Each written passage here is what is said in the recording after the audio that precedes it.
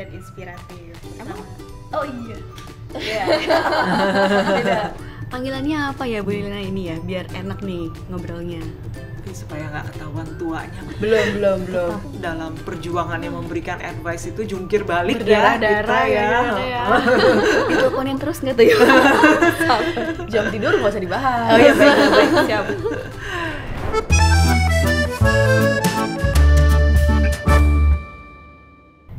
Hai Yaibers, jumpa lagi di Roti Manis. ruang obrolan rutin bermanfaat dan inspiratif. Emang ada yang nggak suka roti manis? Nggak ada sih.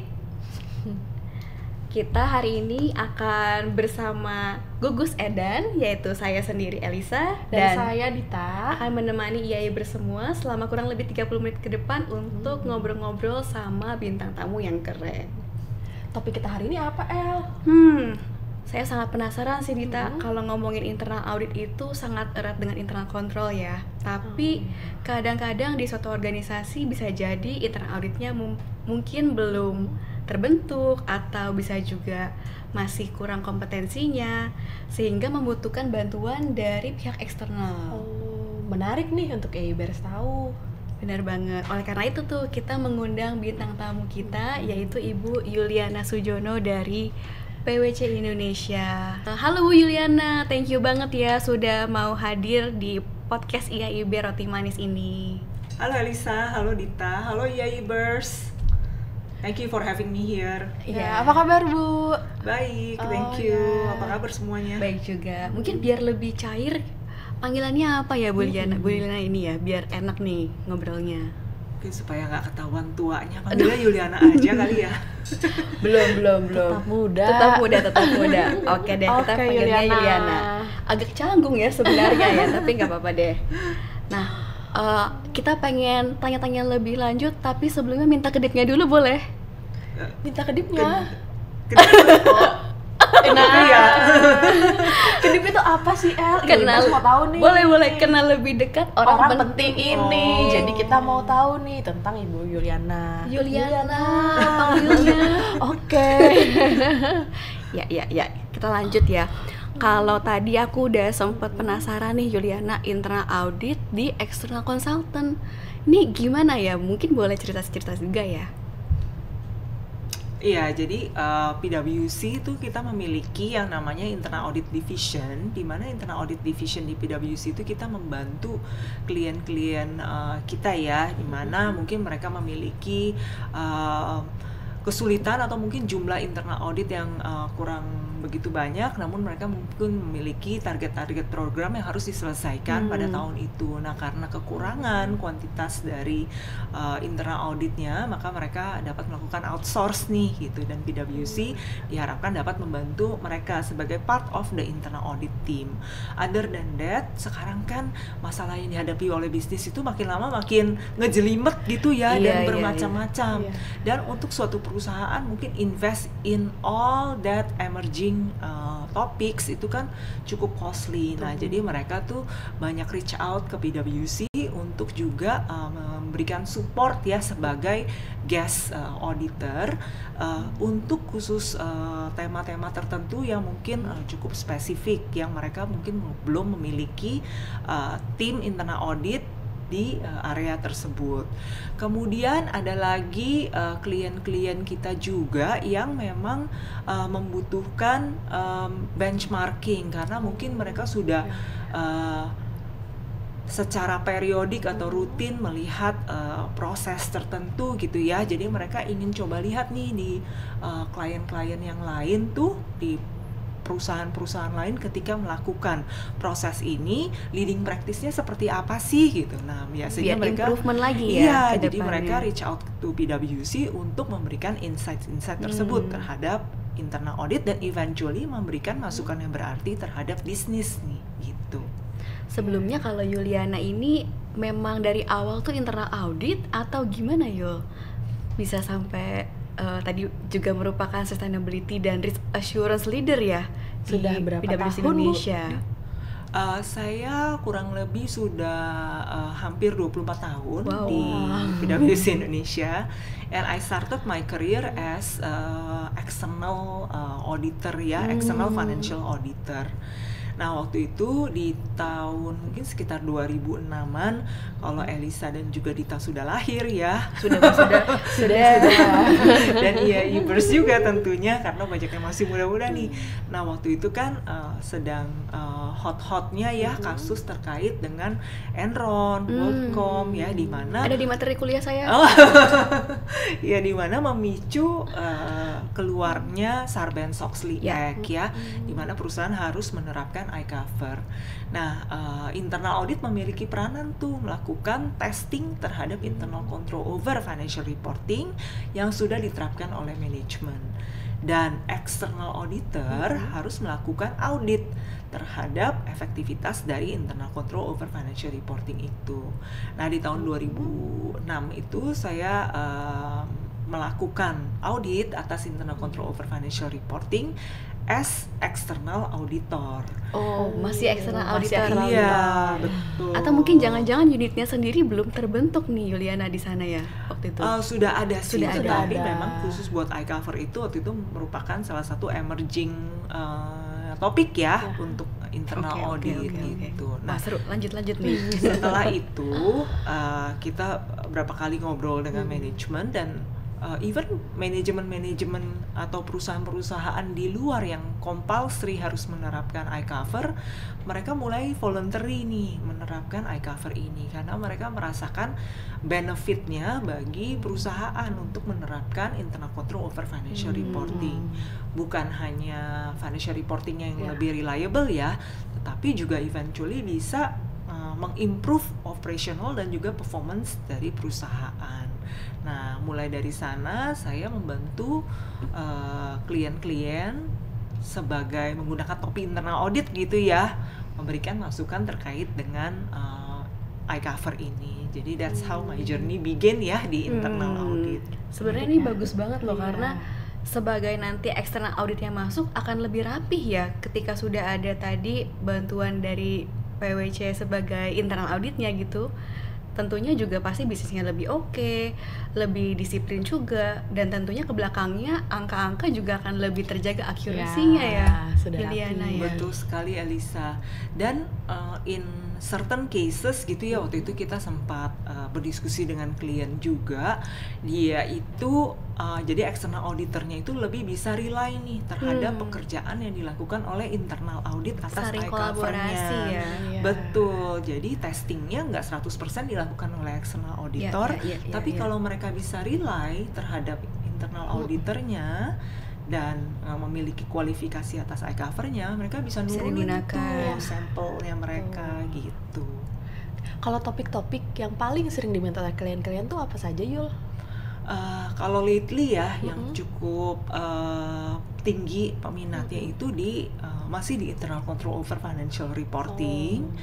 Kemudian juga kita lihat di area IT ya, di mana klien-klien kan banyak nih yang mulai adopt digital ya sejak COVID. Jadi banyak tuh deployment dari IT yang baru. Nah, jadi sebelum IT-nya go live, dia ingin internal audit juga masuk nih memberikan advice ya, apabila ada change request bisa langsung diabsorb sebelum go live tadi. Iya, sebelum toolsnya itu go live. Kemudian yang cukup banyak lagi sekarang emerging topicsnya itu terkait dengan risk management. Jadi risk management itu biasanya berakhir di lini 2 gitu ya. Nah, sekarang lini 3 mulai masuk nih untuk memberikan advice kepada lini 1 dan lini 2 how to improve more dalam penerapan risk managementnya. Keempat tentunya cyber security ya. Wah, itu tuh Elisa topik ya. menarik ya. Bisa ceritain lebih banyak ya Yuliana ya. Iya, betul. Iya, bukan hanya di area cyber, dari cyber attack-nya aja, tetapi juga how security over the PDP ya, yang saya rasa sangat relevan terhadap perbankan. Efektifnya Oktober ini ya Yuliana ya. Jadi bagaimana kesiapan bank terutama dan organisasi juga untuk perlindungan data pribadi ini ya. Betul, dan peranan lini 3 juga harus ada di sana ya. Again, jangan berakhir di lini 1 atau lini 2-nya aja nih. Iya. Karena kalau kita punya 3 lini kan pertahanannya Lebih jadi lebih kuat. kuat ya.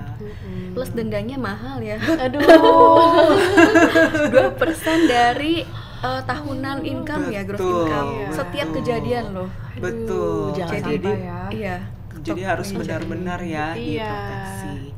Last but not least itu adalah topik terkait dengan sustainability nih, Elisa dan Dita. Aduh, kok topiknya susah semua ya. Susah semua loh itu. Aku belum bisa nih. Kita bantuan Belum bisa. PWC Indonesia. Sustainability. Silakan. Betul. Nah, jadi sustainability ini kalau kita lihat kan topik terkait dengan greenwashing ini kan sangat gencar ya sekarang ya diadres oleh berbagai market nih. Nah, kita nggak mau dong perusahaan kita diklaim memiliki greenwashing ya, artinya tuh memaparkan disclosure terhadap sustainability yang berlebihan ya, yang dari apa yang actual dilakukan oleh perusahaan. Nah, peranan dari internal audit itu adalah juga melakukan review-review ya terhadap sustainability report yang dikeluarkan. Dan do you know di sustainability report itu kan juga ada data-data ya yang di disclose oleh perusahaan. Nah, behind that data itu kan biasanya perusahaan-perusahaan belum memiliki internal control semature internal control over financial reporting ya, karena selama ini kan kontrol dan protectionnya itu lebih dilakukan terhadap financial reporting yang memang sudah ada sejak lama. Itu aja masih belum bagus-bagus amat gitu ya kalau kita lihat banyak bolong-bolongnya. Iya, apalagi yang baru sustainability report gitu kan. They need a set of internal control juga untuk memastikan disclosure angka-angka yang mensupport disclosure dari financial dari sustainability report itu reliable. Nah, itu juga saya rasa peranan dari internal audit gitu ya untuk memastikan bisnis proses yang ada bisa menghasilkan angka yang reliable nih terhadap si sustainability report. Kalau termasuk juga dengan SOP ataupun prosedurnya juga bisa dibantu kah? Betul. Kadang kalau ngomongin sustainability tadi memang menarik nih ya. Banyak loh yang nggak tahu even sustainability itu apa gitu. Jadi dari sisi definisinya aja nggak tahu gitu. Taunya CSR aja, oke kita tiap tahun udah CSR nih. Iya, gitu. padahal sangat luas sekali Sangat sih. beda ya definisinya yang CSR dituju. ya. Sekarang harus apalagi di perbankan ya harus lebih di embed nih mulai dari loan acceptance process gitu. Nah, bisnis akan sangat appreciate ya kalau misalnya internal audit dapat memberikan masukan nih kepada bisnis how to embed this sustainability di dalam bisnis proses bisnis gitu. Oh iya iya. Menarik ya Ella topiknya ya. Iya. Kita Cuman juga kalau jadi kayak dapat. gini sebagai internal auditor memang harus mengembangkan terus kompetensinya ya. Bisa dari belajar dari PWC, bisa juga tadi good banget tuh ada topik-topik tadi. Kita berarti harus equip diri kita sendiri sebagai internal auditor lebih lagi ya. Betul. Banyak ilmu-ilmu yang harus sering kita update nih, biar internal audit juga semakin terus berkembang. Ya. Kalau sebagai advisor sendiri nih Yuliana, ada why-nya nggak? Kenapa sih tetap? Kenapa nggak balik jadi external auditor aja? Kenapa tetap jadi advisor? Boleh cerita lebih banyak ya? Ya, saya rasa jadi advisor itu ada kepuasan tersendiri gitu ya ketika kita membantu klien, kemudian mereka merasa advice yang kita berikan itu sangat bermanfaat bagi mereka dan melihat how they grow ya after kita memberikan advice dan mereka menerapkan advice tersebut. Saya rasa itu memberikan saya kepuasan tersendiri gitu loh. Jadi bukan hanya melakukan checking, salah lo ya di sini gitu ya, tetapi seeing how they grow itu saya rasa memberikan suatu kepuasan tersendiri. Mungkin jadinya ada aktualisasi diri ya, part of that gitu. Luar biasa ya El. Jadi banyak nih value edit yang bisa diberikan oleh external consultant ya. Betul. Tapi penasaran juga sih, kalau misalkan suatu tanda kutip orang baru nih masuk ke organisasi, ngasih saran lagi, ngasih feedback lagi, ada nggak sih kayak mereka tuh kayak tantangannya tersendiri ya, mungkin lebih kayak avoidance gitu nggak Yuliana pas PWC masuk gitu? Iya, karena apalagi PwC ini kan banyak dikenal sebagai external audit gitu ya. Jadi ketika ada kata-kata auditnya tuh biasanya orang-orang lebih apatis dulu Iya. nih. Waduh, apalagi sih ini? Males Hati-hati deh, ya. gitu ya. Iya, nah I think mungkin pertama-tama di kick off-nya itu perlu dijelaskan juga ya benefit dari mengundang PwC ini seperti apa nih, mengundang external konsultan. Nah itu bisa disupport juga tuh oleh internal audit di dalam perusahaan yang memberikan masukan juga. Oh iya, benefit dari mengundang PwC ini tujuannya adalah ini. Jadi open aja ya supaya kita bisa memberikan masukan-masukan yang memang dibutuhkan ya. Kalau misalnya ketakutan gitu ya nggak di-share ke kita, so nggak bisa maksimal nih advice yang diberikan. Apalagi kita juga harus meningkatkan ilmu-ilmu kan nih. Betul. Masih banyak update-update apa lagi sih yang harus kita tahu. Lalu juga kita bisa benchmarking, bisa diskusi juga dengan pihak eksternal. Betul sekali. Ibaratnya dokter kalau nggak kasih tahu sakitnya apa, nggak Iya. bisa kasih resep yang benar ya. Oke. Betul. Kalau dari klien-klien biasanya apakah yang approach itu internal auditnya atau mungkin manajemennya nih Yuliana? Bisa two sides ya. Ada yang dari internal auditnya tadi karena mereka telah memiliki program dan perlu perlu tambahan orang ya, atau mungkin mereka menyadari perlu skill set tertentu gitu, itu biasanya bisa datang dari internal auditnya. Tapi ada juga yang memang datang dari manajemen. Misalnya ada nih di klien kita yang memang dia tidak memiliki internal audit based di perusahaan mereka gitu ya. Jadi mereka inviting PwC untuk melakukan assessment as part of their internal audit, seperti itu sih. Oke. Kalau jadi internal auditor udah banyak tantangannya, apalagi ada resiko-resiko Iya, tadi, betul. emerging topics yang tadi Yuliana sebutin, kita kayaknya harus tetap keep up ya. Iya. Kalau nggak kita bisa Jadi tinggalan nih. dinosaur ya. Iya. Nanti punah dong. Sebenarnya bukan cuman internal audit di perusahaan ya, kami sebagai konsultan juga harus terus-menerus upskilling ourselves, our team gitu ya, supaya tadi jangan jadi dinosaur. Apalagi AI sudah mulai masuk Iya, ya. betul. Jangan sampai nanti internal auditor digantikan AI. Iya. Oke. Juliana, satu pertanyaan terakhir mungkin dari kita ya. Iya. Kalau advisor itu tadi dibilang sebagai bisa punya kepuasan tersendiri, value added, suka dukanya dong Yuliana selama udah 24 tahun lebih berkarir. Suka dukanya ya mungkin dari sukanya dulu Ya, kali sukanya ya. oke baik. Sukanya Pasti boleh, lebih boleh. banyak kan ya. I think kalau sukanya itu adalah itu tadi ya, ketika kita memberikan advice dan kita lihat how our clients grow. Ada nih satu klien saya yang jadi dia tidak based in Indonesia gitu ya, ownernya ya. Jadi dia setiap kali datang dia akan menyempatkan diri untuk call saya, kemudian ngajak dinner, kemudian kalau lagi ketemu dia pasti akan bilang ya perusahaannya ini grow because masukan yang telah kita berikan. I think itu ya luar Adem biasa langsung nggak? menyenangkan ya, walaupun tadi mungkin dalam perjuangannya memberikan advice itu jungkir balik Berdarah-darah kita ya. ya. Diteleponin terus nggak tuh ya? Jam tidur nggak usah dibahas. Oh iya, baik, siap.